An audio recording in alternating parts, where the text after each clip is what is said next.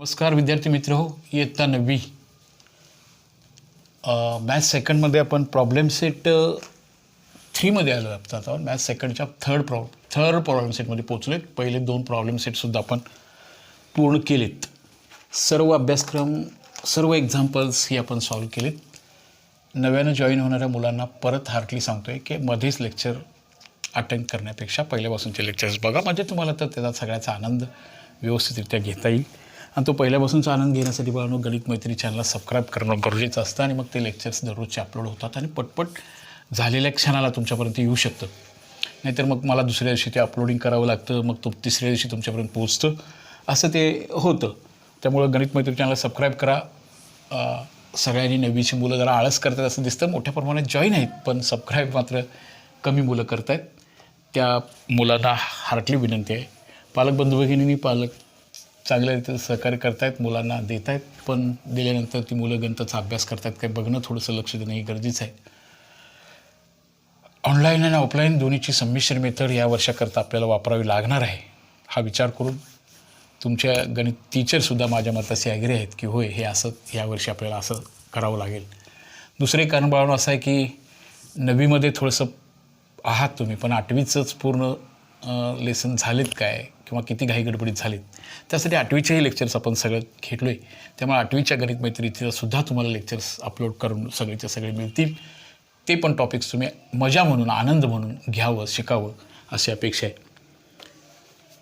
तसं अभ्यास करायला नको वाटतं असतो, अभ्यासापासून असंच हे, पण ते आपल्याला करायचं आहे. प्रॉब्लेम सेट 3मध्ये choose the correct alternative answers असं आहे. खालीलपैकी correct if the 2 sides of triangle are 5 and 1.5 and length of the third side is cannot बी.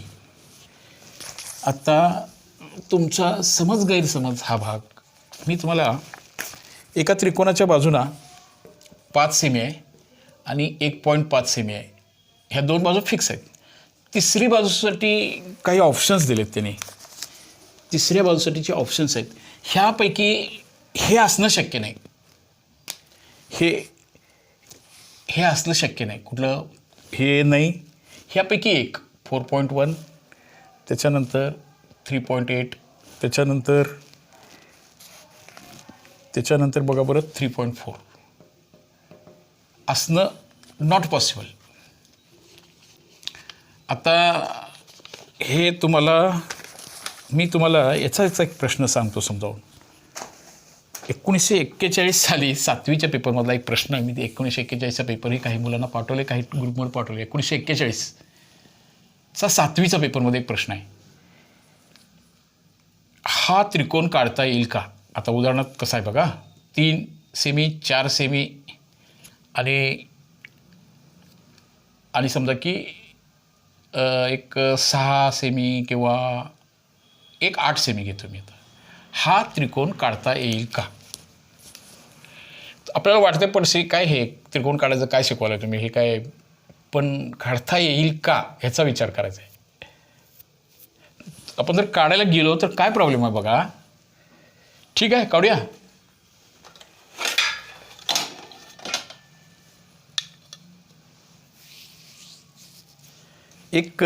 हा मी 8 सेमी म्हणतो काय. आता एक बाजू माझी 8 सेमी घेतो. आता 1 2 3 4 5 6 7 आणि 8 मी आता ते सेमी असं घेतो का. हे बघा, मी 8 सेमीचा एक सेगमेंट काढतो. बघूया काय होते. 7वीच्या पेपर 1941चा 7वीचा पेपर. साधारणतः त्रिकोण काढताना मोठी बाजू पहिल्यांदा काढायची असते, म्हणून मी मोठी बाजू काढून घेतो. हे बघा, 1 2 3 4 5 6 7 आणि 8 हा एक सेगमेंट काढला. समजा की त्याला BC असं नाव दिलं. आता मला 3 सेमी डिस्टन्स घेऊन एक चाप मारायला पाहिजे, बरोबर ना. मारतो एक चाप. तुम्ही एखाद्या वेळेला असं प्रॅक्टिकल करून बघायला पाहिजे. आता मी 3 सेमी घेतो बरं का. याचं 3 सेमी बघा, माझं 3 सेमी करेक्ट घेतो आहे. त्याशिवाय मला जे सांगायचं ते क्लिअर होणार नाही, अंदाजे होणार नाही. आता ते 1 2 3 मी इंचामध्ये घेतो आहे. हे 3 तुम्हाला दिसावं असं अंतर घेतो आहे, पण त्या स्केलमध्ये घेतो. हा एक चाप मारला. आता ह्याच्या साथ चाप झाला. यानंतर 4 सेमी डिस्टन्स घेतो बघा. 3 आणि हे 1 4 हा एक चाप मारतो.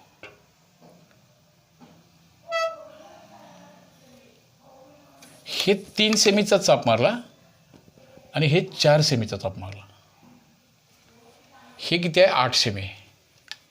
हा ट्रायंगल काढता येत नाही. हा ट्रायंगल काढता येत नाही. आता तिथं हे कन्फर्मेशन कसं करायचं आहे, कुठल्या पण दोन बाजूंची बेरीज हे का चाप छेदले नाहीत हे डिस्टन्स बघा किती आहे. कुठल्या पण दोन बाजूंची बेरीज ही तिसऱ्या बाजूपेक्षा मोठी असायला पाहिजे तरच ते इंटरसेक्ट होणार आहे. हे बघा हे 4 आणि 3 7 झालं. हे जे 3 आणि 4 आहे नाही हे 8 किंवा 8पेक्षा जास्त असायला पाहिजे. 8 असेल 8पेक्षा जास्तच असायला पाहिजे. आता मोठा रेषाखंड आहे ना, एक मोठ्या रेषाखंडाला बाजूला ठेवूया आपण. कुठल्या पण दोन्ही, आता तुम्ही ह्या दोन्हीची बेरीज करणार मग म्हणणार ह्याच्यापेक्षा मोठा आहे की ह्याच्यापेक्षा ह्या दोन्हीची बेरीज मोठी नाही. मोठ्या सेगमेंटला बाजूला ठेवा जरा असं आणि उरलेल्या लहानांची बेरीज करा म्हणजे तिथं ते तुम्हाला कॉन्ट्राडिक्टरी कळतं. हे बघा मोठा 8 आहे आणि हे 3 आणि 4 हे बघा 7 झाले. हे जे आहे ना हे मोठंच पाहिजे होतं, हे लहान आलं. हे 8 लहान आलं ना इथं. इकडं हे मोठी ही बेरीज ही ना मोठी यायला पाहिजे होती. हे तर हे असं झालं बघा. दोन बाजूंची बेरीज मोठीच असायला पाहिजे होती तरच हे दोन इंटरसेक्ट करतात. हे ह्या ट्रँगल ह्या लेसनमध्ये आपण डिटेलमध्ये बघितले. आता ह्या फिगरकडे तुम्ही बघितलात तर मोठं म्हणून हे ठेवूया बाजूला. आता कुणाकुणाची बेरीज करून बघा. ही ह्या दोन्हीच्या बेरीजेपेक्षा मोठी आल्यावरच हे छेदणार आहे, लक्षात घ्या. आता ह्याचा न्याचं बेरीज किती आलं 7 आलं, नाही ट्रँगल फॉर्म होत. ह्याचा न्याचं बेरीज हे काय आलं पाहिजे सांगा. आता 7 नको 8पेक्षा मोठं असायला पाहिजे होतं. याचा न्याचं पहिल्याने ह्याचं बेरीज करा. हा 7 आणि 5 12 ह्याच्या दिला एक 4.2 आलं बघा. येस 5.2 आलं. मोठं जास्त आलं का नाही होतं ट्रायंगल फॉर्म. येस. आता सांगा तुम्ही हे मोठी बाजू बाजूला ठेवली आपण. 1.5 एक बाजू आहे, दुसरी बाजू घ्या 4.1 6 5.6 मोठं आलं का नाही सांगा. आलं. बेरीज जास्त आली पाहिजे. ह्याचं बेरीज करूया 1.5 आणि 3.8 8 आणि 5 13 5.3 आलं का नाही 5पेक्षा मोठं. Yes it is right it is right. इथं बघूया आता लास्टमध्ये. आता हा 3.4 आहे आणि हा 1.5 आहे. हे बघा 9 and 4.9 that addition is less than. बघा ह्या दोन्हीचं बेरीज 8पेक्षा कमी आलं म्हणून छेदलं नाही. इथं 5पेक्षाही कमी आलं. हे दोन्ही शक्य नाही. म्हणजे ही बाजू त्रिकोणाचं असणं हे शक्य नाही. हे आन्सर आहे. कोणतं उत्तर ह्यातलं चुकीचं आहे की ही बाजू 3.4 हे आन्सर असणं पॉसिबल नाही असं त्याचं उत्तर आहे. बघा बरं परत आणखीन एकदा.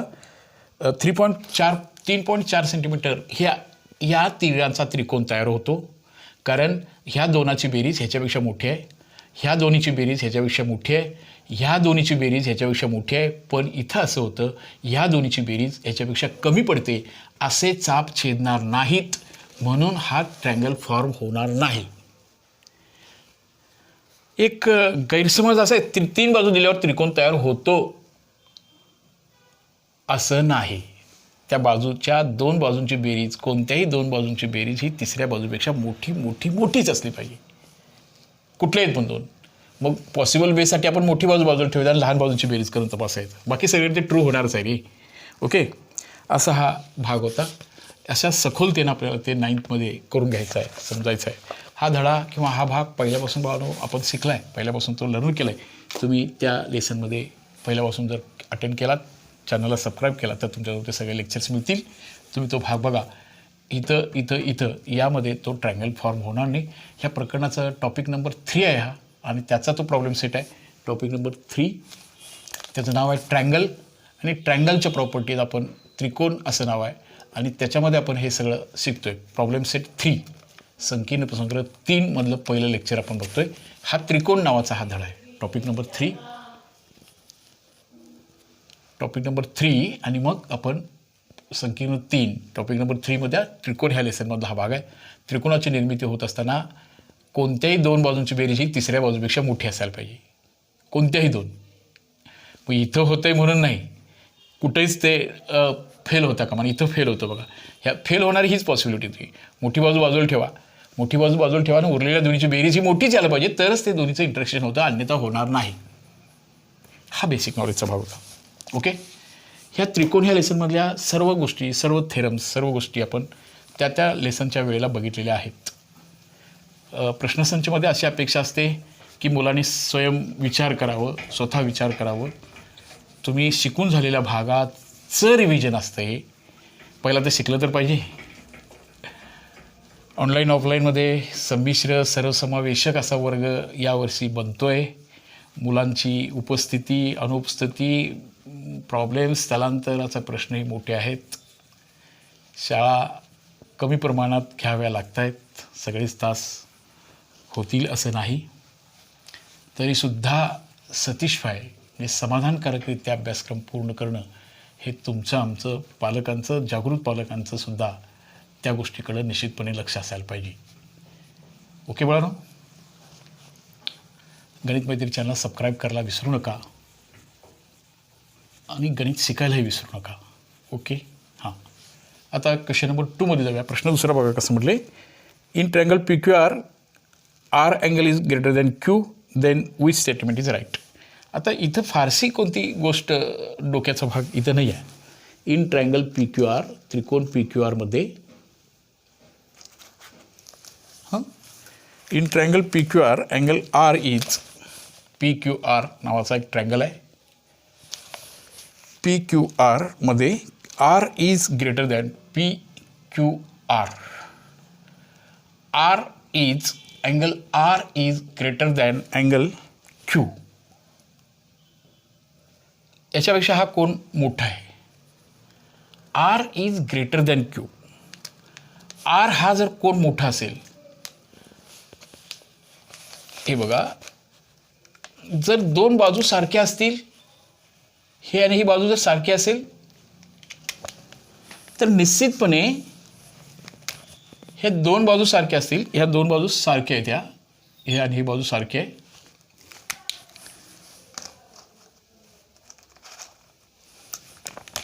हे बघा, ही आणि ही बाजू सारखी आहे. तर ह्याच्यासमोरचे कोण सुद्धा निश्चित सारखेच असणार आहेत, इक्वल असणार आहेत. पण मोठ्या कोणासमोरची बाजू मोठी असणार. आर हा कोण मोठा आहे क्यूपेक्षा. मग आरच्या समोरचा कोण कुठला असणार बघा. आर ह्या कोणासमोरची बाजू ही मोठी असणार. आता आर कोणासमोरची बाजू कुठली होणार बघा. ही बाजू होणार सगळी. ही बघा, ह्याचं बाजू पी क्यू, ते त्रिकोण पी क्यू आरमधलं पी क्यू आर ह्या नावातला आर कोण जात आहे तेव्हा पी क्यू ही दोन सेगमेंट राहणार. ही मोठी असणार आहे कुठल्या बाजूपेक्षा, हे मोठं असणार आहे कोणापेक्षा, क्यू समोरच्या बाजूपेक्षा. क्यूच्या समोरची बाजू, क्यूच्या समोरमध्ये बाजू काय येणार सांगा बरं, पी आर येणार. हा पर्याय आपल्याला निवडावा लागेल. बाजू सारख्या असल्या तर त्याच्यासमोरचे कोण सारखे असणार. जो कोण मोठा आहे त्या कोणासमोरची बाजू सर्वात मोठी असणारच. आर कोण मोठा आहे क्यूपेक्षा. ओके, म्हणजेच आरच्या समोरची बाजू मोठी असणार क्यूच्या समोरच्या बाजूपेक्षा. हा समजून घ्यायचा, अंडरस्टँडिंग करण्याचा भाग आहे. तुम्ही प्रत्यक्ष काढून बघा. प्रत्यक्ष कोण काढा, एक 50, 60, 70चे कोण काढा आणि मग तुम्ही तपासून बघा की हे कसं होतं. 50, 60, 110, 70, 100, सर्वात मोठी बाजू, सर्वात मोठा कोण एकदा काढून तपासून तर बघा. असं हे जेवढा कोण मोठा असेल त्याचा पर्याय येणार बघा. पी क्यू ही बाजू पी आरपेक्षा मोठी, ऑप्शनल नंबर 2 आहे बघा त्याच्यामधला, तो पर्याय आपल्याला घ्यावा लागेल. हा, in triangle P T Q angle T is 65, P is 95, 65 आलो बघा. Which is the following sentence is true. आता in triangle T P Q, हां, थोडंसं ॲप्लिकेशन किंवा बेसिक नॉलेजचा भाग घेऊन आपल्याला पुढे जावं लागतं. या प्रश्नामध्ये आपल्याला असा विचार करायचा आहे, थोडासा असा टी पी क्यू नावाचा एक त्रिकोणाचा विचार करायचा आहे. बघूया जरासं. थोडं मॅथ सेकंडमध्ये थोडा जास्त सेन्स घेऊन आपल्याला थांबावं लागतं. मुलं मॅथ सेकंड फर्स्ट जराचं जास्त मुलांना आवडतं असं लक्षात येतं. मॅथ सेकंडवर तर्कशास्त्रापर्यंत जावं लागतं, तार्किक विचार वगैरे करावा लागतो आणि तो भाग मग आपल्याला नीटपणे करून घ्यायचा असतो. तर हा भाग आहे बघा. In triangle T P Q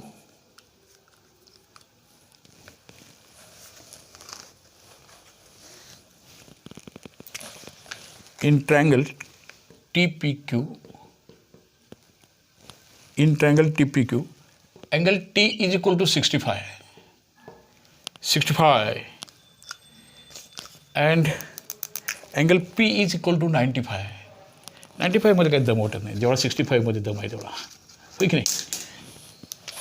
angle P is equal to 95 आणि मग which is the following sentence is true. पहिलं तुमच्याकडं असं नॉलेज असायला पाहिजे, त्रिकोणाचे किती कोण दिलेत, त्रिकोणाचे किती कोण दिलेत. तुम्ही म्हणा 2च दिलेत, बरोबर, पण न देता सुद्धा एक कोण दिलेला आहे. न चालता चालला सूर्यनारायण, संत ज्ञानेश्वर महाराज. न चालता चालला सूर्यनारायण. सूर्य हा चालत नाही हे सत्य आहे, तरी पण सकाळी सूर्योदय सूर्यास्त आपण म्हणतोच की नाही. 2 कोण दिले असेल तरी न देता सुद्धा एक कोण दिला आहे, त्याची माहिती आपल्याला, आता आपण 9th स्टँडर्डमध्ये आहोत, 8th स्टँडर्डमध्ये त्रिकोणाचा रिमेनिंग अँगल आपल्याला माहीत असायला पाहिजे. आणि मग आपल्याला त्याचे सेंटेन्सेस आपल्याला ट्रू करून किंवा ते शोधून काढता येतील. विच सेंटेन्स इज ट्रू असं म्हणले. तर याच्यातला रिमेनिंग अँगल कितीचा असणार सांगा बरं. हां, यासाठी तुमच्या मनामध्ये ही विचारचक्र सुरू व्हायला पाहिजे होती बाळांनो. त्रिकोणाच्या तिन्ही कोणाच्या मापांची टी झाला, पी झाला, टी दिला आहे, पी दिला आहे, क्यू माहिती नाही असं नाही, तो सुद्धा दिला आहे. न देता सुद्धा तो त्रिकोण दिला आहे, तो लपलेला आहे त्याच्यात गुणधर्मामध्ये, तो आपल्याला बाजूला शोधायला पाहिजे. Angle T plus angle P plus angle Q is surely 180 झाल्याशिवाय तो ट्रायंगलच नसतो की ज्यांची बेरीज 180 असल्याशिवाय, बरोबर ना. टीसाठी 65 घेतलं, यासाठी ते 95 घेतलं, आणि हा तात्पुरता एक्स घेऊया, हा 180. दोन्ही मिळून किती झाले बघा बरं. 95 160 plus X is equal to 180 minus 160 X Q is equal to only 20 degree असा होता. म्हणजे रिमेनिंग अँगल टी हा क्यू हा आहे तो 20 अंशाचा आहे. हे दोन्ही मिळून 160 झाले. त्रिकोणाच्या तिन्ही कोणाच्या पंचवीस 180 असते. आता सांगा ना, आता सेंटेन्स ह्यातलं तुमच्याकडं असं पाहिजे होतं. मग ह्या नंबरच्या बाबतीमध्ये हे क्रिएशन तुम्ही एखाद्या प्रश्नाकडे जात असताना असं करूया, 95 65 अँड 20 ह्याच्यामधला हा मोठा, ओके. मग ह्याच्या समोरची बाजू मोठी असणार की, पी कोण मोठा आहे, पीच्या समोर कोण जाणार बघा. पीच्या समोर जात असताना हे टी क्यू जाणार. टी क्यू हे मोठा आहे कोणापेक्षा, 65 टी आहे बघा, टीला ड्रॉप करा, पी क्यू लिहा, आणि 20 म्हणजे क्यू समोरचं येणार, म्हणजे इथं टी पी येणार बघा. हे ट्रूथ स्टेटमेंट आहे. आता हे ट्रूथ स्टेटमेंट कुठं आहे त्या उत्तरामध्ये बघा. ट्रूथ सेंटेन्स, सर्वात मोठा कोण पी, बाजू सर्वात टी क्यू, सर्वात लहान क्यू, त्याच्यासमोरची बाजू टी पी. ह्यातलं वाक्य बरोबर येणार बघा, P Q is less than T Q. हे बघा, म्हणजे T Q is greater than P Q. म्हणजेच याचा अर्थ काय होणार सांगा. याचं विधान हे लिहिता येईल तुम्हाला, P Q is less than T Q असं लिहिता येईल. हेच विधान असं, कोण मोठं आहे, टी क्यू मोठा आहे, इथं पण पी क्यू लहान आहे. हे सेंटेन्स आपल्याला त्या गणितामधनं चूज करावं लागेल, बाजूला काढावं लागेल. प्रश्नसंचमधलं प्रत्येक गणित म्हणून न बघता एक संकल्पना म्हणून बघूया, त्या पाठीमागचा विचारसरणी आपण निश्चित करूया. रिव्हिजन तासामध्ये तुम्हाला की नव्यानं ऐकणारी मुलं ज्यांनी पहिल्यापासून ऐकलेच नाहीत, पहिल्यापासूनचे लेक्चर्स अटेंड केले नाहीत, त्याही मुलांना ते थोडंसं कळावं असा प्रामाणिक प्रयत्न आहे. तुम्हा सर्वजण या अशा प्रकारच्या प्रश्नांच्यासाठी निश्चित आपण तयारी करून घेऊया. सगळाच प्रॉब्लेम सेट आपल्याला सॉल्व करायचा आहे. आजच्या तासामध्ये इथं थांबूया. पुन्हा हे MCQचे 2-3 प्रश्न होते, ते प्रश्न सॉल्व करून आपण इथं थांबूया. पुढच्या प्रश्नावरच्यापासून आपण मग परत काय करूया की पुढचे जे प्रॉब्लेम सेट्स आहेत, जास्त काय प्रॉब्लेम राहिले नाहीत आता, त्यामुळं आजच्या तासामध्ये एवढाच भाग घेऊया. फार तर ह्यातला नवीन प्रश्न कोणता एखादा असेल तर तो आपण करूया. वाटलास की एका त्रिकोणाचे 3 कोण असे असतील तर लार्जेस्ट कोणाचे माप किती असेल, हा एक प्रॉब्लेम बघूया. वाटलास एका त्रिकोणाचे 3 कोणांचं गुणोत्तर, मापांचं गुणोत्तर हे 5, 6, 7 असेल तर मोठ्या कोणाचे माप किती असेल. लक्षात घ्या, एका त्रिकोणाच्या कोणांचं गुणोत्तर हे 5, 6, 7 आहे, आणि तर ह्या त्रिकोणातला मोठा कोण कोणता असेल असा एक प्रश्न आहे. बघूया तर मग. एका त्रिकोणाच्या 3 कोणांचे गुणोत्तर 5, 6, 7 आहे, तर ह्यातला मोठा कोण कोणता असा एका पेपरमधला प्रश्न इथं दिसतोय. मोठ्या कोणाचे माप काढा. बघूया तर आपण पडसी सोडून घेऊया. 5, 6, 7 हे बघा, एका त्रिकोणाचे 3 कोण, 5, 6, 7 हे 3 कोण आहेत. म्हणजे एक कोण 5, दुसरा 6, तिसरा 7 होत नाही. जर तुम्ही असं म्हटलात सन आणि फादर यांच्या वयाचं गुणोत्तर 1:2 आहे, हे गणित तुम्हाला सांगितलं समजा, आणि त्यांच्या वयाची बेरीज 75 वर्षे आहे, तर तुम्ही असं नाही करायचं मुलगा 1 वर्षाचा मानू आणि बाप 2 वर्षाचा मानू. हिथं कसं हसायला होतंय ना, तसं तुम्हाला झालं पाहिजे. मुलगा 1x मानायला पाहिजे, बाप 2x मानायला पाहिजे. बरोबर ना. Multiple 1x + 2x = 75, 3x = 75, x = 25 and that is 2x म्हणजे 50 असे ते सन आणि फादर आले असते, त्याचं गुणोत्तर 1:2 असतं. तसं इथं सुद्धा कोण 1, 5, 6, 7चा म्हणजे मोठा कोण 7 अंश होणार नाही. एक कोण आपल्याला 5x मानायला पाहिजे, दुसरा 6x घ्यायला पाहिजे, तिसरा 7x घ्यायला पाहिजे, आणि मग त्यांची बेरीज 180 असते. हा तुमचा गुणधर्म तुम्हाला माहिती आहे. कसाही त्रिकोण काढला, कितीही लहान काढा, कितीही मोठा काढा, त्या त्रिकोणाच्या 3ही कोणाच्या मापांची बेरीज 180 असते. हा तुमचा कॉन्क्रीट विषय असला पाहिजे. आणि गुणोत्तर हा धडा, रेशो, प्रपोर्शनल्स हे गणित भाग 1 मध्ये शिकता, त्याचं छानपैकी ॲप्लिकेशन करून त्याचं कॉमन मल्टिपल x घ्यायला पाहिजे. 5x, 6x, 7x. सन आणि फादर याच्या वयाचं गुणोत्तर 1:2 आहे. ह्या गणितामध्ये मुलगा 1 वर्षाचा आणि बाप 2 वर्षाचा होऊ शकत नाही. तसं हे 5 अंश, हे 6 अंश आणि हे 7 अंश होऊ शकत नाही. पण 5x, 6x, 7x एक कॉमन मल्टिपल आहे, म्हणून त्यांची बेरीज 180 येते. हा भाग आहे. ओके बाळांनो, तर हे झालं बघा 18x = 180, x = 180 भागिले 18, 18, 18, 18 दॅट इज इक्वल टू 10. म्हणून हा कोण झाला, हा कोण बघा 5xचा होता, 5 × 10 50चा झाला, दुसरा 60चा झाला, तिसरा 70चा झाला. बेरीज बघा 180. Largest angle 70 degree, smallest angle 50 degree, मोठा कोण 70चा, लहान कोण 50चा. हे रेशो अँड प्रपोर्शनलचं कॉमन मिक्सिंग करून आपल्याला पहिल्यापासून म्हणजे गणित भाग 1 मधला जो रेशो आहे, जी गुणोत्तर प्रमाण हा जो भाग आहे, त्या धड्याचं आणि याचं असे सांगड घालून आपल्याला शिकायचं आहे. त्यासाठी बाळांनो भाग 1, भाग 2 हे जे सगळे लेक्चर्स अपलोड केले.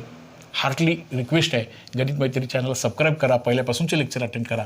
गणित चांगल्या रीतीनं तुमच्यापर्यंत पोहोचवण्यासाठी मी तुमचे गणित शिक्षक, तुमचे पालक तुमच्यासाठी आहोत. Okay, very good, very fine, thank you. भेटूया लवकरच पुढच्या तासाच्या वेळेला.